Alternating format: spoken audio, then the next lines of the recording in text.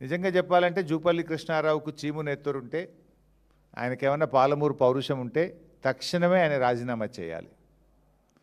నిన్నేమన్నాడు?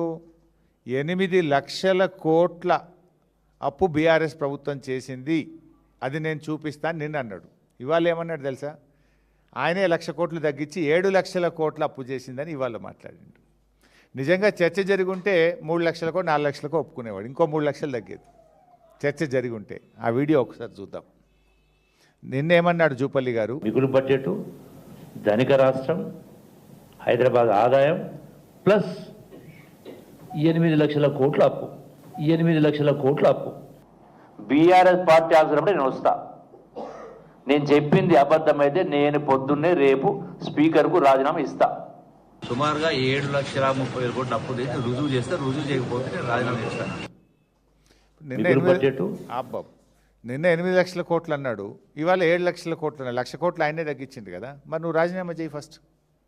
నువ్వేనో 8 లక్షల కోట్లు నేను రుజువు చేయకపోతే రాజీనామా చేస్తాను. నిన్నటికి ఇవాళటికే 1,00,000 కోట్లు తగ్గిందా? నిజంగా చర్చ జరుగుంటే ఇంకో 3 లక్షల కోట్లు తగ్గేది. అంటే ఇలా జూపల్లి గారు ఆయనలో సబ్జెక్ట్ లేక పసలేక ఈరోజు చర్చకు రాకుండా ముఖం చాటేశారు. మేము సవాల్ వేయలేదు.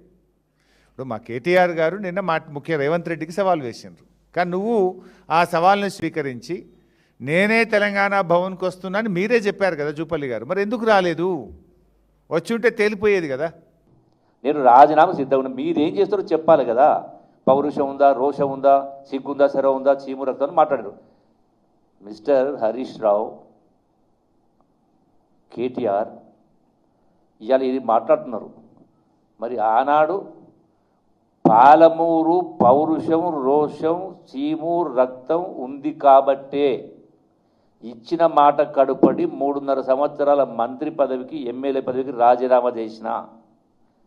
ఆనాడు మీరిప్పుడు గొప్పగా చెప్పుకునేటువంటి మీ కుడి భుజాలు, ఎడమ భుజాలు, రైట్ హ్యాండు లెఫ్ట్ హ్యాండ్ అని మాట్లాడుకున్నారు జిల్లా నాయకులు. ఒక్క సీటు లేకుండే, ఒక ఎమ్మెల్యే సీటు లేకుండే, ఒక ఎంపీ సీట్ లేదు, ఒక ఎంపీటీసీ లేడు, ఒక జడ్పీటీసీ లేకుండే. నేను ఆనాడు రాజీనామా చేసిన తర్వాత జిల్లాల పాదయాత్ర చేసి మీరు అధికారంలో బీఆర్ఎస్ అధికారం రావడానికి పాలమూరులో 7 సీట్లు వచ్చినాయి. మీరు గెలిచింది ఎన్ని సీట్లు? 63, 3 సీట్లు ఎక్కువ వచ్చినాయి. దాని ప్రభావం రాష్ట్ర వ్యాప్తంగా ప్రభావం ఉండింది. మీరు ఇప్పుడు నా చరిత్ర తెలుసుకోండి, మీరు నా చరిత్ర తెలుసుకోండి.